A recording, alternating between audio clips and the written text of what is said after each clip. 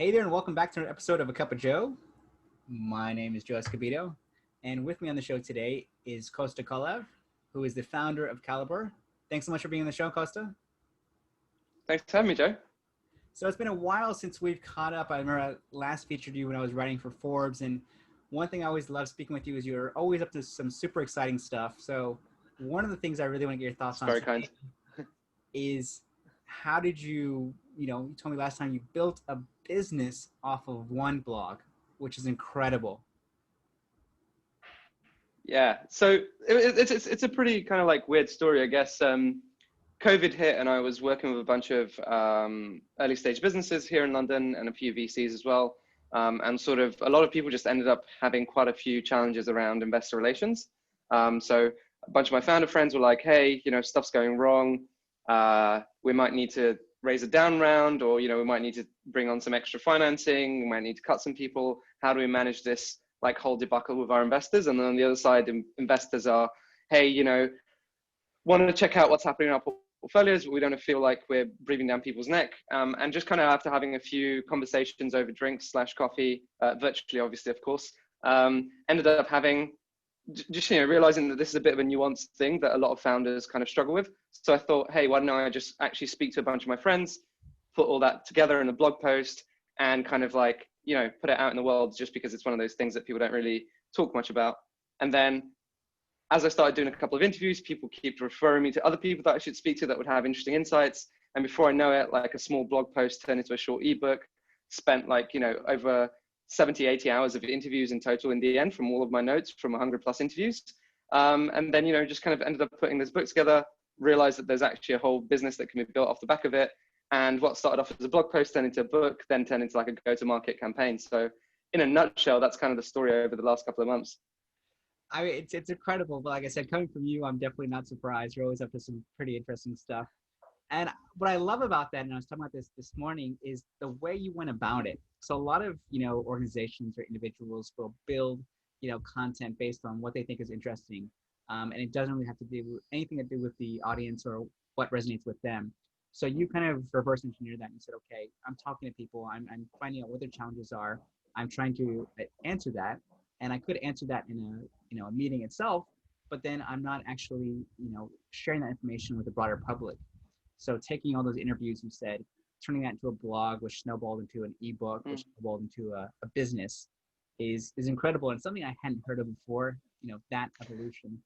How long was the process for that from coming up with the idea for the book? Yeah, so I probably started doing like the first dozen or 2 dozen interviews sort of like mid to late June. And then everything actually kind of took off for me from a business point of view, like mid-July. So I think 10th of July is when I've like fully said, okay, this is actually something really interesting that I want to build. Ended up canceling all of my other work and then going full time on this.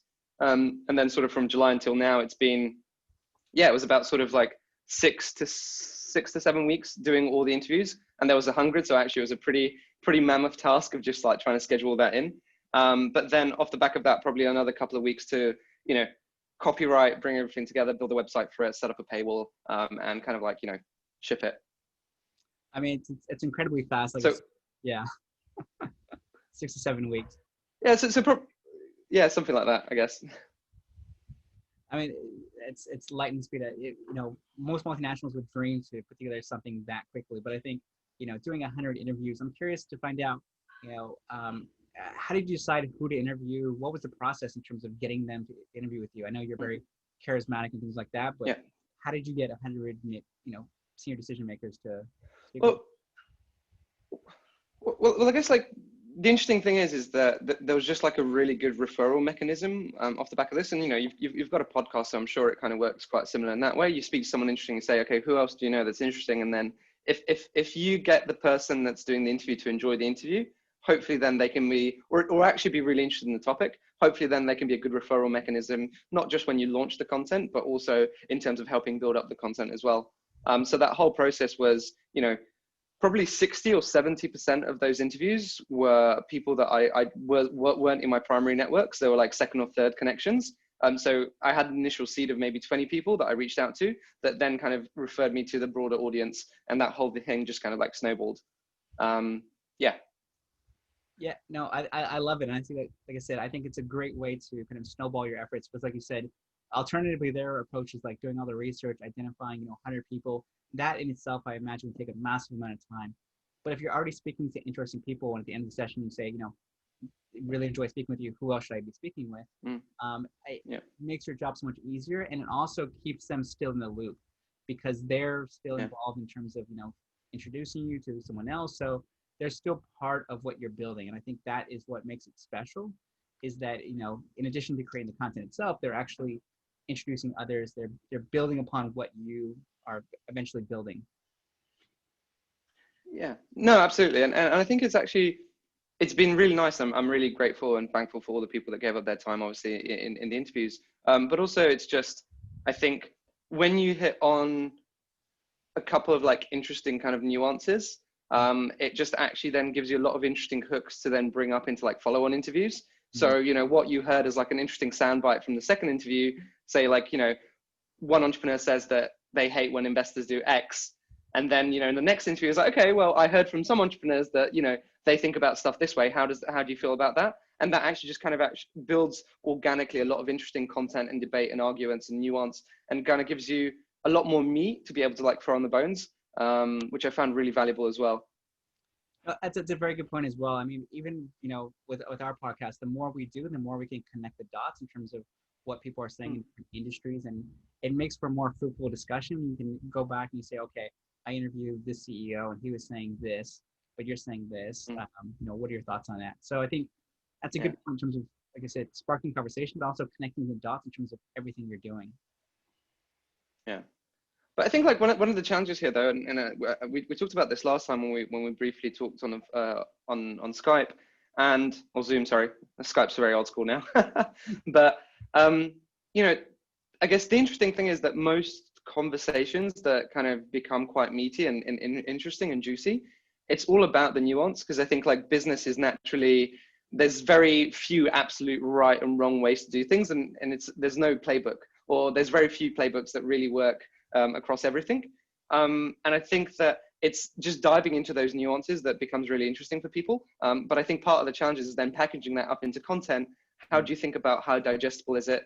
Do you go for something super digestible that kind of, trims the fat? Or do you actually go for the full fat, juicy version, which kind of has a lot of like the contradicting and conflicting thoughts, but like that is the much more kind of representative how real world and business actually works. And I think that's been like one interesting challenge and kind of consideration throughout all of this. Yeah, I think there's no right or wrong answer when it comes to that. I think there's two different approaches. One of which is to go ahead and create that big beefy piece of content that you could share across. The other approach is, having small previews or snippets to see if this is something that resonates with the audience, and then build upon that. I think what we try to do, I think, is do the reverse. So I think we do the latter in terms of seeding different ideas, seeing what sticks, and then expanding upon that.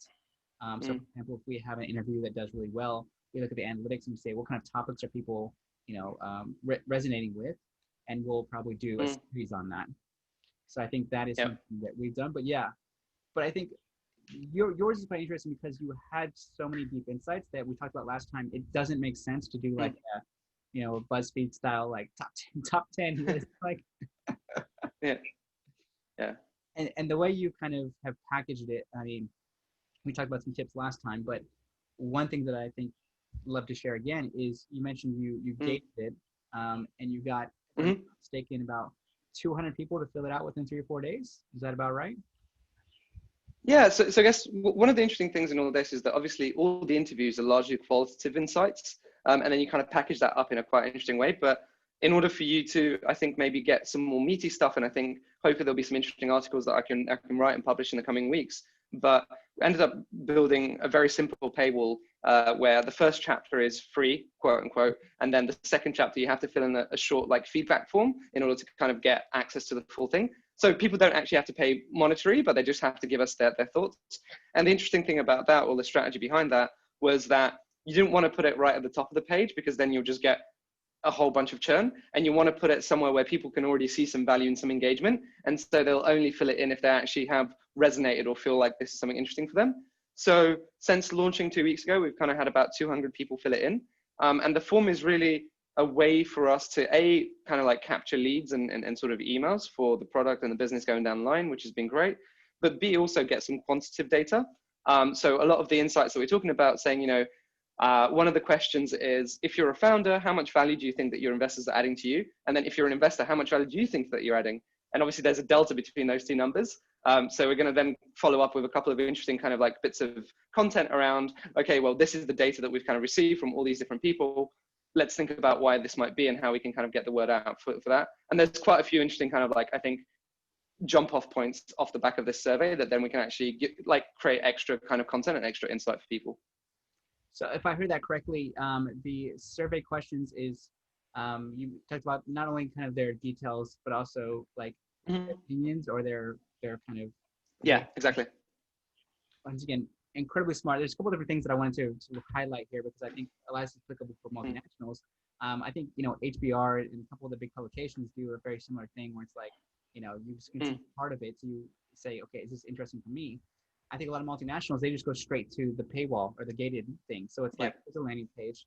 But, unless it's a really, really good landing page copy, which is tough to do, it's difficult for people to fill out the information. So I love that you get them a preview first of the first chapter, and then got, them to fill out the rest of it. Yeah. And then on top of that, once again, for you, one thing I'm hearing it's snowballing. So you took the information you put in the questionnaire itself and turned another piece of content, another piece of, report off the back end of that. So I love that for you. I think I don't know, maybe this is the way you kind of think. It's very, one thing leads to another. So there's no like wastage. There's no like leftovers. It's like, okay, here's one dish and serve into another dish. And like, it's a constant evolution. So I think that whole process, I would love to share with some of my clients as well, because it's a very kind of smooth. There's no kind of gaps in terms of what they're doing. Yeah. And once again,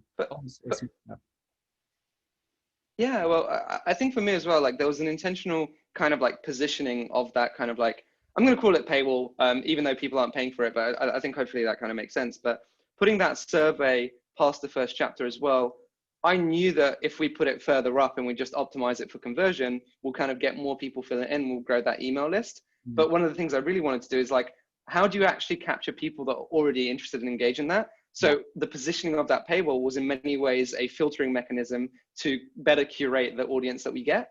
So I'm pretty confident that if you've already spent like, 5-6 minutes reading like the first chapter, by the time that you get to the second chapter, you're already kind of bought in and you're much more curious. So hopefully this is almost like a pre-qualification as well. We'll see what the kind of like engagement rates of kind of like all those follow-ups is going to be. But so far, I guess my open rate and click-through rate on like all the follow-up campaigns that we've done, it's like 70% open rate, sort of like 30% click-through rate, which is like pretty cool, even on a small, like, free 500 person mailing list. Yeah. Once again, most of my clients would kill to have those putting click-through rates. But it's a small base, right? It's a small base. But I think it goes back to, and this is something I'm constantly telling my clients, it's always about quality versus quantity. So you could have, 10,000 people on your list, but your list could be crap. You could have only, 200 people who actually understand what you do and how you can help them and even find value in what you're saying. So I love that you have a filtering mechanism in place, because otherwise you just, play the game of how many email subscriptions can I get? And then actually has a detrimental impact in terms of your open rate and click-through rates. So we're doing this with our own newsletter now, is we're cleaning it up, because we realize that some people have left the company and, or they haven't engaged recently. So we will just remove them. First we'll check with them, and then we'll just if they don't reply. And that will hopefully, boost some of the numbers, because it goes back, if your deliverability is low because people are not opening it or they're not engaging with it, that's going to have an impact in terms of the other people who are interested in them getting your email. So once again, very, very smart move, my friend. Very kind, sir. Very kind. One thing that I want to circle back to, and this is something from my own personal learning, is how did you actually take that information? So for example, you mentioned you're doing a bunch of Zoom interviews. Were you taking notes there? Are you transcribing the interviews? I know you had a co-author, but how did you take all that information and consolidate it? Yeah, so I guess like it was quite an iterative process, I have to be honest. And like you do something 100 times, like the way that you do it in the first go around, the way that you do it the 100th go around is actually very different. Yeah. But I think like the first 10 interviews that I was doing, I was very much like trying to transcribe almost everything that was saying. So I had a template of questions and I kind of walked through. And Yeah. then after those kind of like first 10 or 20, I don't know exactly what the number was, I was then kind of like, okay, I think I've kind of have the 20/80 here of like the spectrum of, you know, like baseline content and structure of like how the interview goes. And then it's like, okay, let's see, is if this person, and then in the kind of like maybe the next kind of like 20 to 60, it was around if this person was actually saying something interesting, let's actually just deep dive on that and pull that to the side. And if they're saying something that kind of like already coincides with what I've heard before, how can I then like push the interview along and kind of skip it because there's nothing new here? It's just an extra tick or validation that this is, you know, another bit of content that someone agrees. And then the really last ones that kind of came up were very much around, I now had a couple of interesting hypotheses and theories around like how people think about, you know, family office investors versus angel investors versus ex-operators versus career VCs. So there was these couple of themes that were coming out. And so then how can I actually just have a conversation deep diving into this theme? Because I have like the whole bones of the kind of like content already laid out. So I think that was kind of the iterative process that kind of happened as we went along. So kind of like first build out the 20/80 of kind of like getting the core components, then kind of deep diving in the nuance of like the last 20% where you see juicy stuff, just kind of spending more time on that. And then the very last bit was, okay, I have some themes here. How do I actually try and guide the conversation into those themes and see if I can get some interesting insights from that point of view? Yeah, no, I think that makes perfect sense. I'm just thinking out loud here. I'm wondering if there was a way to, and this might be a bit more time consuming, is like, you know, for example, if you download, you record the video on Zoom, then you upload it to YouTube, you can make it a private link, but then you can still get the transcription. You can copy and paste. You know, it's not 100%, but then at least That's a hack. Nice. yeah, but then at least you get some of the it's pretty, you know, okay. And there's other platforms.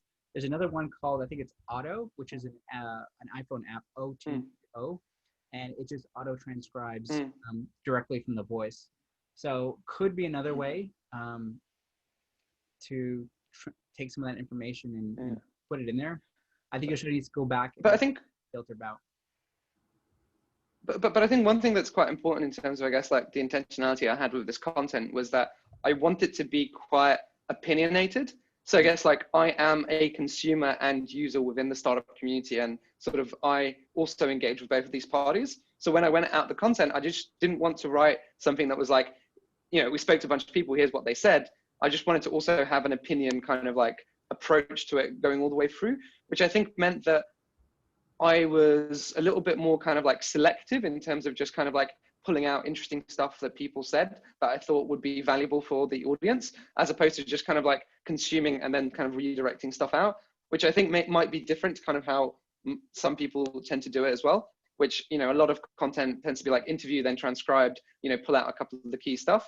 But I think with trying to have like a point of view or like a strong opinion that guides it, I think also made my job of crafting a lot of the content easier, because I was quite happy to, you know, ignore certain stuff, focus on other stuff, depending on where my gut intuition was as like as someone who operates in this space of like, this is valuable, this isn't as valuable. No, I think that makes perfect sense. So if I understand that correctly, you had a strong opinion going into some of the interviews, and then the interviews helped validate it or just kind of your theory. Okay. No, I think that makes perfect sense. I think I try to do the same thing as well in terms of working backwards. So for example, that's why we do the pre-calls to understand kind of what were the key learning points, and we try to focus on that.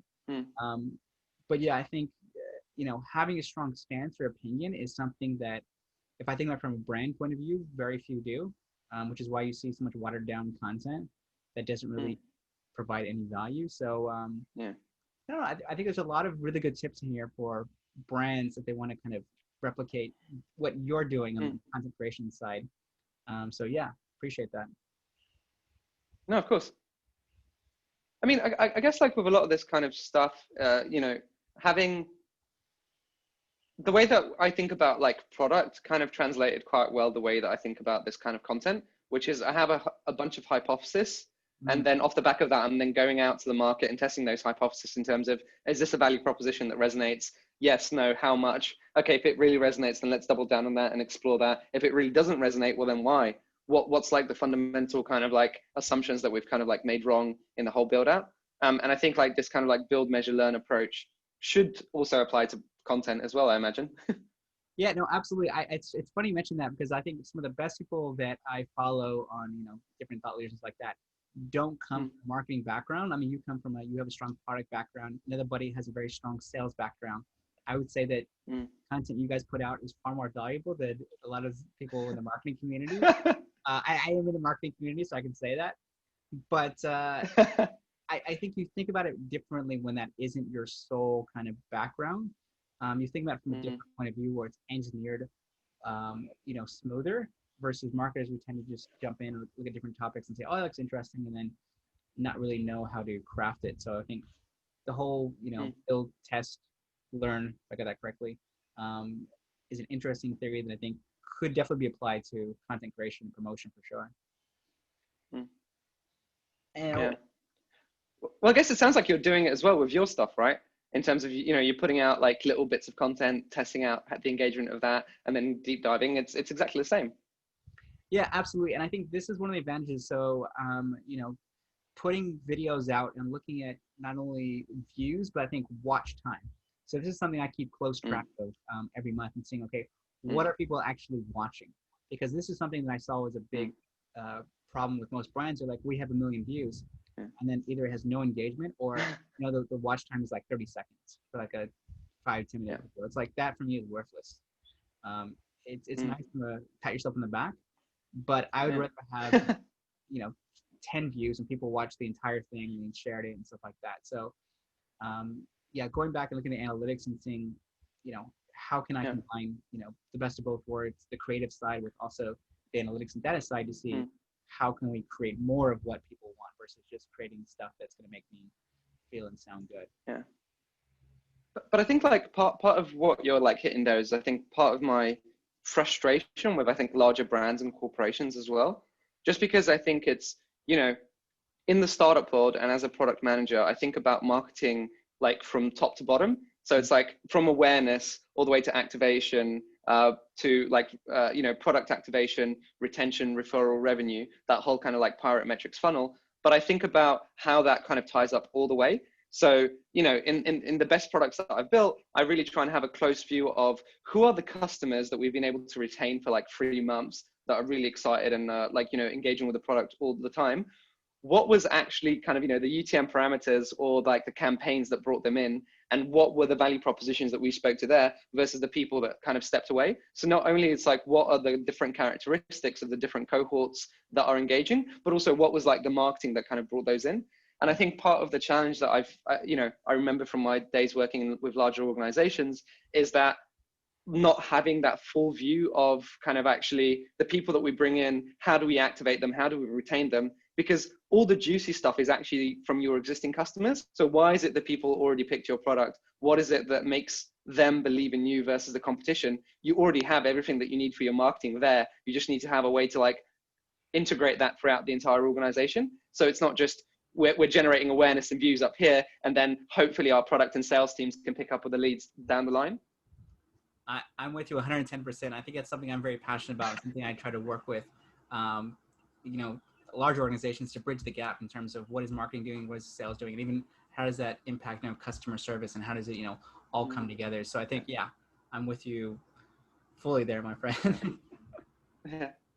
Yeah. And I think like actually like churned customers like is like a really interesting thing in terms of how can you connect that data to understand like what is it that made people like leave, and how can we actually generate content around that. And I guess that might be either in the positive way or in a bad way. But like a lot of those kind of like feedback loops from further down the funnel, I think are really hard to actually close within larger organizations, which hopefully there's people like you to come in and help out. Yeah. I think that's why we still have a job. But no, I think a lot of this, like I said, could definitely be applicable to larger organizations. One more thing that I want to get your thoughts on is you briefly touched on some of the results, but I know last time we talked about the number of investors and entrepreneurs that have kind of got in touch with you as a result of this whole process. So can you share a bit more about that? Yeah. So, Off the survey, we've probably so in the survey, the way that we basically structured it was first couple of questions like, name, company, email address, standard stuff, then like 3 or 4 questions that are like very qualitative. So, how much value are your investors adding?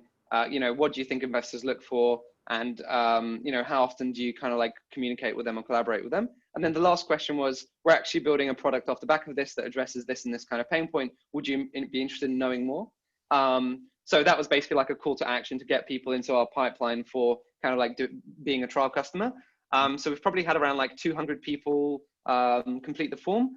The yes at the end of that is probably around sort of like 75% last time I checked in terms of people being interested. And so we now have about 150 startups that are interested in kind of being part of the pilot, and an extra 10 to 15 investors that are interested on like that side of the product as well. So yeah, conversion rates have been pretty high, and those are kind of like the absolute numbers. I mean, all the numbers are incredibly high with you share, but I think it goes back to how everything you talked about is very like audience centric, and I think even what you just mentioned is very consumer centric. So a lot of times the brands will like, you fill out a form and then they hound you with sales people and stuff like that. But you're asking people for consent, like, would you actually like more information about what we do? Yes or no. So you are by default, getting their consent, getting permission to reach out to them in advance, versus those who most brands don't, and they just say, okay, let me just drop you in a sales cadence or a nurture track right after this, without really understanding what is your level of commitment that you'd like to be involved in. So, so many good key learnings from this. Yeah, but also I think it's like one of the things, and obviously not quite there yet because I need to actually sift through all the data. But it's like, how do we split out all the different cohorts of the people that we want to reach out to? So, in all of the, some of the questions that we've asked is like, what stage is your startup at, or like what stage as an investor do you invest in? So based on the information they've actually given us, how do I think about following up in a personal way that's tailored based on the answers that they've given, and actually, again, share some value with that?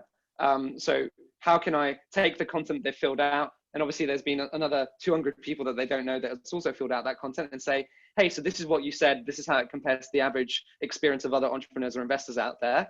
I'd love to talk to you about X, and just just continue to try and like add more value and kind of be more tailored, and that hopefully that will work well in our advantage. Yeah, once again, another thing that most big brands, not calling them out, but don't do very well. They just lump them all in one big bag and they send them the same kind of dishes at the same time. Yeah. So no, I love, once again, it goes back to everything. Everything has a next step, and this is something I need to learn from you as well, in terms of like, now that you have the research, how do you take that and send it back in a personalized way and provide, information that they're going to want, rather than just saying, okay, here's all the responses you got from the report, let me just inundate you with that. So once again, I have some own key learnings. I always learn something from you, but I think just the way you're constantly evolving your processes, and there's always one, next step, I think is incredible. Yeah, I mean, it's still early days. I guess strategically, hopefully it makes sense. Operationally, whether it all comes to fruition, we'll have to wait and see. But yeah, no, I really appreciate you saying that. Yeah. Awesome, man. Well, I really appreciate it. Last question is, how can people get in touch with you to find out more about, you and what you do? Yeah, so I guess I'm really trying to stay off social media, but I'm on LinkedIn, I'm on Twitter, at Kosta_Kolev. And yeah, I guess the new company is called Caliper.io. So you can kind of like find out more about what we're doing for founders and investors there. But yeah, I think one of the interesting things is I'm having a lot of like personal conflict at the moment of figuring out how much kind of like to put my own brand and personal stuff out there. And I'm at the moment, I think, not really focusing much on that, but you can find me online and you can reach me, but I'm not really chatting about many things at the moment, if that makes sense. Yeah, absolutely. We can chat about that offline, but Kosta, thank you so much for sharing your experiences and your project you're working on. It sounds super exciting. So thank you so much. Really appreciate it. Thanks for having me, Joe. And if you're watching today's show, please feel free to share this. Like I said, so many good key learnings in it that your colleagues and bosses will really appreciate it. So do feel free to share the love, and we shall see you guys next time. Until then, stay safe and take care, everyone. Bye.